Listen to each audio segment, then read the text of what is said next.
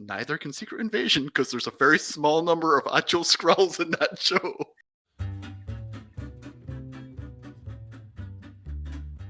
Welcome, Graeme, or maybe Skrull Graeme? Oh, I can't turn green. Sorry. You're just getting the real human one. Although, to be completely snarky and horrible, neither can Secret Invasion because there's a very small number of actual Skrulls in that show. But also, the first episode of Secret Invasion has the great scene where they go to the Skrull base. Spoilers, everyone. The show aired two weeks ago. You're fine. Where they go to the Skrull base and the whole thing is home in my skin, and all of them, with the exception of 5, are all human, and they have to come up with yellow. No, but they also have to come up with the plot for this, and they're like, yes, we're all staying human, even though we hate being human because it makes us harder to detect. And it really was like someone was looking at the camera and being like, we can't afford all the green makeup. I'm sorry, we just can't do it.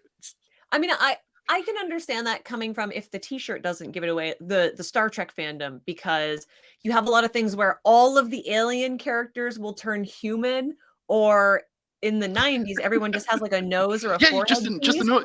Yeah. And I'm like, I get it. It's production value. It's makeup. It's CG now. But great.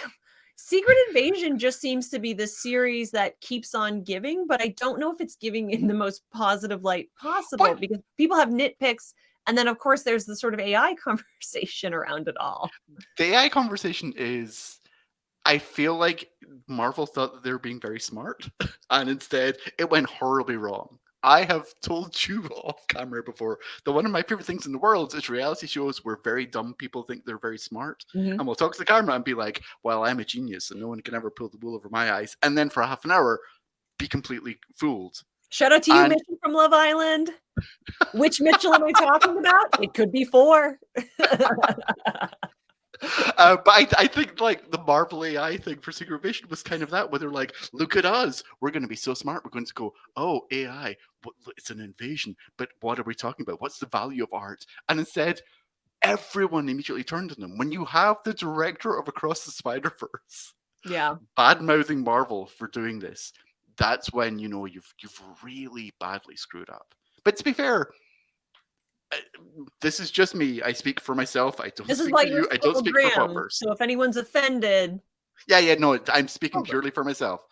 I think Secret Invasion is not very good. I think the first episode in particular is very bad, and part of me cynically is like, maybe you may give the interview about AI, because otherwise people might be talking about the fact that this show is not very good, because this show was hyped a lot. The show is genuinely the definition of, eagerly anticipated. And that first episode was rough, to say the least. It was, if Marvel did a version of Chekhov's gun, it would have been an hour of people pointing at the gun being like, it would be terrible if this gun went off. Or would it have this gun on the wall? Skrull. I'm gonna pat You're myself. just lucky that I can't get. I was going to make obscene hand gestures to you and then remembered what we're doing. So you're lucky. You're lucky I remembered that, because otherwise that's very much what I would have done. Don't make me edit things. It's funny though, because I feel that Secret Invasion again has been this eagerly anticipated thing. Has been this thing that for Marvel fans, for MCU fans who have had a rough 2023 so Phase 4, I think. I was literally thinking this year, because Ant-Man 3 was, shall we say, not very good. Guardians 3 was great, but Ant-Man 3 was not very good. And then you had all the movies pushed back. Yeah. And you have allegations against 2 very high-profile Marvel actors happening. It's been a bad year. And we have the news that they're not going to be attending San Diego Comic-Con. We're getting no Hall H presentation this year. But as I've argued in the past, I don't think that's as big a deal as people think it is. I think it's literally standard operating procedure. They tend to do 2, then take a year off, then do 2. But Twitter thinks it's a big deal. So in sort of the fans exactly. Right? It's like... But I think that Secret Invasion was being looked at by a lot of people as like, well, but this is the thing that will show everyone that everything's fine. And it's not. It feels rough. I feel that Marvel has, and part of this might just be its age, right? The MCU is now 15 years old. Yep. And it has become the dominant thing. It has become the go-to, the definition of superhero. Yeah, it's a monolith in a lot of ways. Right? And so it's got nothing, it's not an underdog in any respect anymore. And when you're 15 years in and you've been the leader for all that time, things are going to go wrong. And I think that's where Marvel is. I think we're at the point where, especially something like Ant-Man 3, shows that the fundamentals are being lost in the rush to extend a franchise. And fulfill expectations, as opposed to one of the things that's good about the Ant-Man series before this was it's confounded expectations. And this instead was like, oh, but this one's the start of the what's it called? It's the multiverse saga. Sorry, I was going to say the Kang saga. And everything's beginning to show maybe not show its age, but show that it's feeling the pressure, show that it's feeling the weight of like extending this large story. I mean, I think about the Marvel shows I've liked on Disney Plus, right? And honestly, it's been Hawkeye, Ms. Marvel, and She-Hulk. What all three of those have in common is, for the most part, they're all basically standalones. Yeah. But the problem is Ms. Marvel then gets pulled into the Marvels immediately. Oh, we'll talk about the Marvels. But they all, Hawkeye had the plus of basically coming out of a big event. Yeah. And don't get me wrong, sure, the new Black Widow and the new Hawkeye are going to go into whatever film they're going to end up in. Of course they are. Not Young Avengers, yeah. Yes. They're going to call it New Avengers, aren't they? Yeah, 100% they're going to call it New Avengers. Yeah.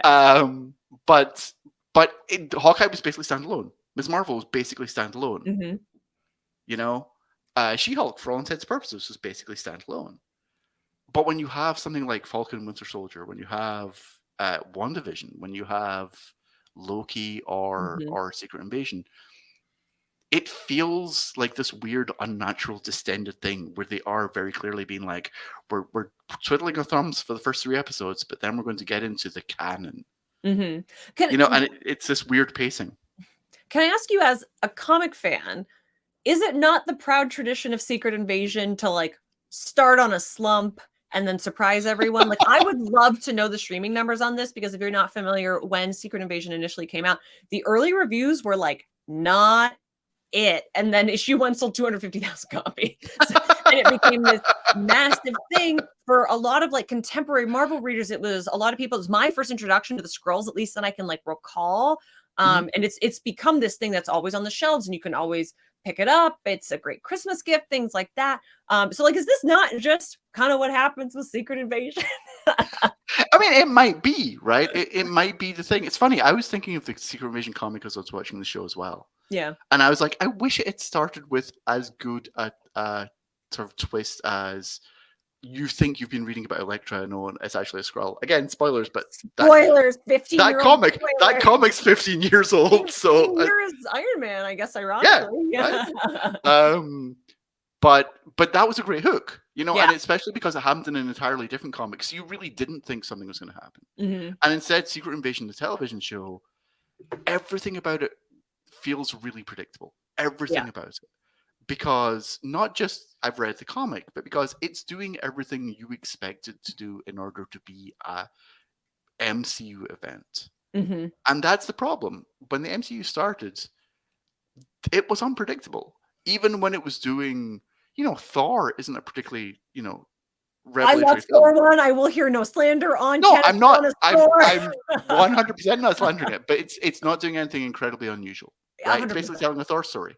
Right? Yeah. Iron Man is basically telling an Iron Man story. Yeah. But that was so unusual in itself that it was kind of like, oh, wow, they're really doing it. They're actually doing the thing. The Avengers film is not a particularly good film, but it's an Avengers story. And that in itself, seeing, Iron Man and Thor and Hulk. Circle shot. Yes. Was like, it's all those guys. It's all those guys from those different films. This is amazing. But that's become the norm. And after you've done Endgame, you can't go bigger anymore. And Endgame gives me the same vibe as when the DC TV shows did Crisis on Infinite Earths. It was like, and I finished my book. What a great Yeah, omnibus exactly. that was Here, that I've been watching here, for 10 years. here's your great finale, Here's your and jumping off we're point. done. Yeah, exactly, and we're done.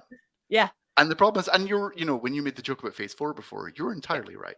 Phase That's my 4, opinion. I'm Scroll Ashley. If you love Phase 4, more for you. no, but Phase 4 was a studio going, what do we do next? Like visibly on screen in front of you. Yeah. What do we do next? Here's some new characters, I guess. And I think the Shang-Chi movie is actually great. I think there's fun stuff in Phase 4. I agree. But clearly Marvel is like, how do we start back up again? Like, we've just finished. We've spent 10 years building to this particular story, and we've done it. And we don't know what's next. Well, and what's actually next after Secret Invasion is Loki 2, which seems like if people are mixed on this, they're going to be extra mixed on Loki season 2, because I think Loki season 2 has a... Go ahead. Sorry, you go first. I was going to say Loki season 2 for me, when the shows were initially coming out and we were like, what are Marvel shows? What are Marvel Disney shows? Are these even going to be worth it? Loki was the first one I saw a lot of people bailing on. And then obviously there's outside controversy surrounding someone who's going to be incredibly prominent in the series. So it's like mixed bag on top of conflict. Well, they put it in the stinger. Yeah, but that's just it. Like, we don't know for sure if that's going to be something that they'll really pick up on in the show, or if that, because the way Marvel works is Loki season 2 could be leading to that stinger from Ant-Man. You're right. You're absolutely right. Yeah. Right? Because, it's a time travel show, first of all, but also it would not be surprising if that particular actor is barely in Loki season 2 and also was never intended to be there. Not that they've edited him out as much as, like, the entire show is going to be Loki being like, why am I in a different timeline? Mm-hmm. Quasi spoilers. Yeah, I guess. Again, I'm not sure if that counts as speculation spoilers, I guess. If you like Steam the Volume, you'll love more Loki. But there is an element of, I think Loki's actually going to be more successful because it's, again, tied into like what we've been told is the big story. Mm. Secret Invasion feels like this weird side quest. Because you also think that like real talk, Tom Hiddleston. Sorry, do you also think Tom Hiddleston as an actor has like more pull than with the fan base? Yes. Than Samuel L. Jackson? Yeah, I do. Everyone I wants to kiss him. Yes, I think that's a real thing. But also, Secret Invasion, again, the weirdest show, and so many choices have been made that I don't understand. But one of them is basing it around the idea that Sam Jackson is rubbish now. Yeah. And is basically rubbish for something that happened off screen. Yeah. And I mean, the first episode is basically people being like, "You're old now. You've lost a step. That's it. You might as well just retire. Why are you even Giving here? James You're Bond." old." But it's like, that's your first episode. That's your opener. Yeah. Just telling everyone that this character, who they already know and like as a super competent character, is, because of something that's happened off screen, no longer that thing. Yeah. Feels like such a weird flex. You and I both know, just as I think everyone who watches the show knows, he's going to turn out to be as competent as ever. Yeah, he's single-handedly going to save the day. Of course he is. That's the arc of the show.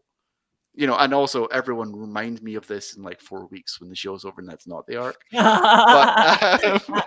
But right now it feels like that's the arc of the show, right? Yeah, come back and drag Scroll Graham when he's wrong in 4 weeks. But the only other thing that like Loki has going for it is Ki Kwan is joining the cast in some capacity.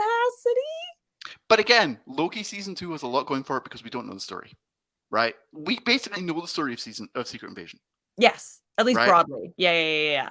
But even if you never read the comic, you know the story of Secret Invasion because the Skrulls aren't going to take over the Earth. Yeah. Right? They're not. One way or another, it's not going to happen. Okay? You also know that Nick Fury is, again, drag me if I'm wrong in 4 weeks, but Nick Fury is going to come out on top in some way. Yeah. Right? Loki season 2, you genuinely don't know what's going to happen in Loki season 2 at all. Like, no idea. It will tie in some way to the Kang stuff. That's it. We literally know nothing else. And I think saying it's tying into the big storyline, you don't know what's happening, and it features the guy you want to kiss, and the guy that you remember from either your youth or Everything Everywhere All at Once. You know, I think those are selling points in a way that Secret Invasion just doesn't have. So I think Loki's going to do much better. Interesting. Okay, the next movie that Marvel has coming up is The Marvels, which you evoked earlier. Will we see Captain Marvel, and why? Will we see Captain Marvel in the Marvels? Yeah. I mean, Wouldn't that be yes, great? she's in the trailer. No, but wouldn't that be great if we did like Marvel and we just did like the death of Captain Marvel and it was like Oh, super sad and tragic and like nobody knew. And you the mean reason they're comic all together is Marvel? because they're going to his funeral. Wait, wasn't Jude Law wasn't he Marvel in the original? Girl, I don't In know. Captain Marvel? I don't know. Well, wasn't that their twist? I thought that was their twist, that he was a version of Marvel. Wasn't he the bad guy? Yes. Someone is dragging us right now somewhere. I think you should, because I'll be honest, Captain Marvel as a movie was not one of my favorites, and it's not one I've revisited since seeing. Same, I've seen it one time. Yeah. Yeah. So sorry everyone. But I'm excited lure of for the cat. I'm excited for more like Kamala Khan. She's great. I think the trailer for the Marvels is super fun. It looks 10 times as fun as Captain Marvel. The poster's great too. I love all of the promo art that's coming out of it. It's stunning. So we're a fan of that. We're a fan of that. Okay. After that is Echo, which I know absolutely nothing about. Graeme? It's a spin-off of Hawkeye. Daredevil? Well, yes, but Echo was in Hawkeye. Yeah, can you tell I didn't watch Hawkeye?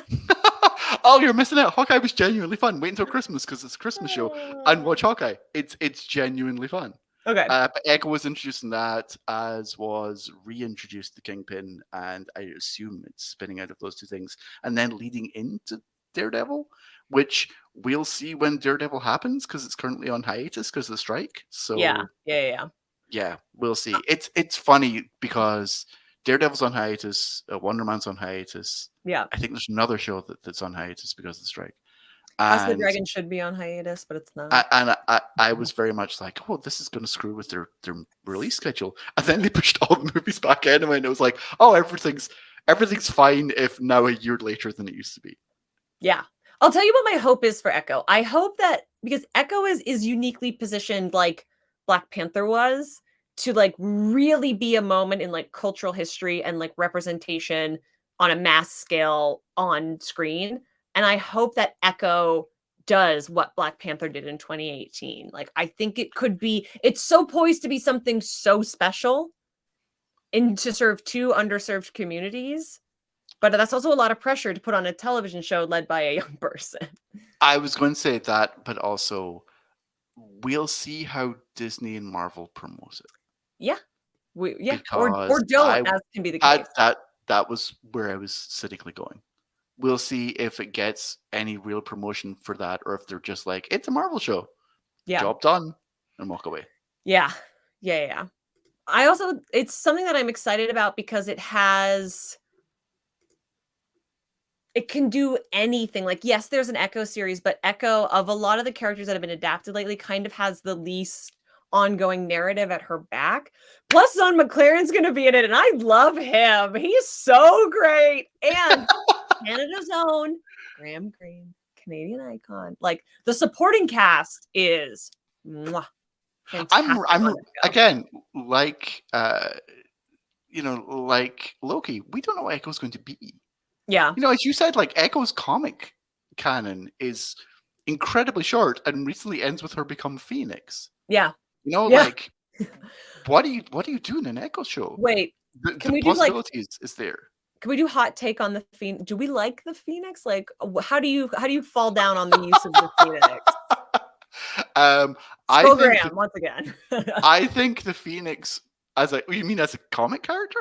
As like a concept, like, because here's my hot take. The Phoenix was great in the Phoenix saga. Should have, like, it's like the angels in Doctor Who. Should have just stayed away forever since then. Every time the Phoenix comes back, I'm like, no. I'm trying to think of a nice way of saying, as long as Chris Claremont was writing the book, it was great. Because I think Rachel being the Phoenix in the late 80s stories is a really interesting thing to do with it. Especially because so many people were very scared of her because of that. They were like, "Oh, that's right. Like, you ate planets last time." And she was like, "No, that was my mom from an alternate timeline. But we don't talk about that." Same But difference. now Phoenix is just whatever Marvel wants it to be, Yeah. which is kind of sad. It's just become like, the visual. Otherwise, this character's plot engine, which is a loss, I think. hmm But you never know. Maybe Echo's going to become Phoenix in the MCU, and that's going to be the introduction to the X-Men. Maybe. I'm gonna sneeze. And now that I've said it, I won't sneeze. But I really, really have to sneeze. Please leave this in the actual. I might, honestly. I asked you not to make me edit anything, so. All right, I think I'm not gonna sneeze. Graeme, there's like 12 more Marvel things coming out, but they are like so far away and we know so little of them. I would love to go round robin, and will you give me like a one sentence reaction or like Oh boy, okay, yeah. Sure. Okay. Agatha Coven of Chaos. Sure, it could be a camp masterpiece, but I don't trust Disney to do that. Hoping for Witches, yay, Catherine Hahn. Deadpool 3. I don't even know why it's happening. I will not watch it. Captain America Brave New World. I want it to be great. I don't think it will because I didn't like Falcon and Winter Soldier. Anything with Anthony Mackie. Any more Anthony Mackie's good by me. Ironheart. The most confusing part of Black Panther Wakanda Forever. Yeah, co-sign that. Liked the character in the comics. Daredevil Born Again. I'm not a massive Daredevil fan, but I really like Charlie Cox, so I guess I'll tune in. Same. I'm exactly the same. I love Charlie Cox. Thunderbolts. I love Thunderbolts, but that's because I love Suicide Squad, so we'll see what happens. I will say I love the fact that Thunderbolts' creative team is now the creative team behind Beef on Netflix. Blade. I never have understood Blade, but let's hope it's good. Man, more production problems, more pushed back than anything else. What If Season 2? I don't understand. Like, sure, someone loved What If Season 1. It wasn't me. My hot take is I think it's the second episode, What If Doctor Strange Lost His Heart, is the best thing Marvel's made in 10 years and should have been a movie. Fantastic Four. I want it to be good so badly, but I think casting is going to make or break it. Why was it not in Phase 4, Marvel? I know, right? Well, they didn't have the rights. That's why. Armor Wars. I love the comic and I love Don Cheadle, so I'm going to choose to be hopeful, but I think it's probably going to be a mess. Because again, if it's a Marvel TV show and it's closely tied to canon, I'm not going to like it. I think Don Frank Cheadle Jr., Kansas City's favorite son, can make anything better. I'm sorry, Don Frank Cheadle Jr.? That is his full government name. I love that you knew that off the top of your head. That's a joke for my Geek History Lesson listeners. Every time we evoke him, it's Don Frank Cheadle Jr., Kansas City's favorite son. I hope he is. He's fabulous. Avengers: The Kang Dynasty. I don't see how you're going to do Avengers: Infinity War and Endgame again, but good luck with that. Interested to see if they'll retitle that. Avengers: Secret Wars. I think the best Secret Wars is the first comic Secret Wars, not the second one, and it's the second one they're going to base it on. I have no thoughts because I know nothing about Secret Wars, and that's all the.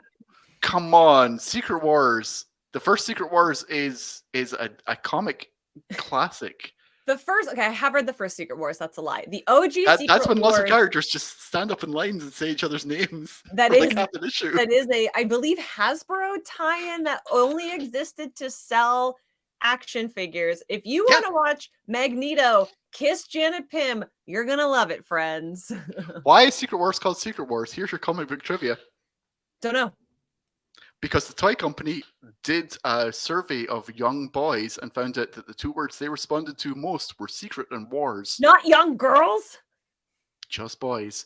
Just boys. Because you know who wants lenticular shields? Just boys. I mean, that's true. I don't want lenticular. Gender absolutism. Just lenticular shields for boys. Boys are the young boys, whatever that means, are solely responsible for all the covers in the 90s, especially those Robin Volume 3 Cry for Huntress ones and the Joker's Wild that had the cards on them. I'm just saying, the kids who were 8 in 1984 were the kids who were buying Robin Joker's Wild in 92. You're probably right. Boy, I do own every single issue of both of those miniseries. We've gone off the rails, my friends. Scroll Graham, before I let you go, summation, are we excited by things that are coming from Marvel or perplexed? I think both. Depending on the project, it's entirely up in the air. I'm how can I put this? I'm intrigued. That's fair. I That's think healthy. that there's a sense of I'm really curious to see if they can get over the flop sweat, for want of a better way of putting it. I want to see if they can pull it off. I'm not convinced they're going to, but I am very ready to be there to watch them do it and prove me wrong. I love I've that. been wrong so many times before. Everyone who watches this on a regular basis knows that I've been wrong so many times before. Same. I mean, I was that person for a long time who was like, I'll believe a Deadpool movie when I see it. And honestly, I wish I lived in a movie where there was a universe where there was no Deadpool movies. Scroll Graham, where can people find you on Twitter so that they can You can find me debate your scroll existence or not? At Graeme M, and it's the spelling that's down there. I'm gonna change your. See it now. I'm gonna change your lower third to say Scroll Graham next time. Oh, I'm gonna have to like pretend to be green. You know what? I'm gonna ask you for Halloween. Paint the whole dome for me, okay? I'm sure there's a filter we can figure out how to use. You can ask. It's nice that you think that. I'll come to your home and I'll paint your head green. All right, Graham, I'm going to banish you back into the Popverse. Thank you for joining us today to talk all things Marvel. Bye. Goodbye.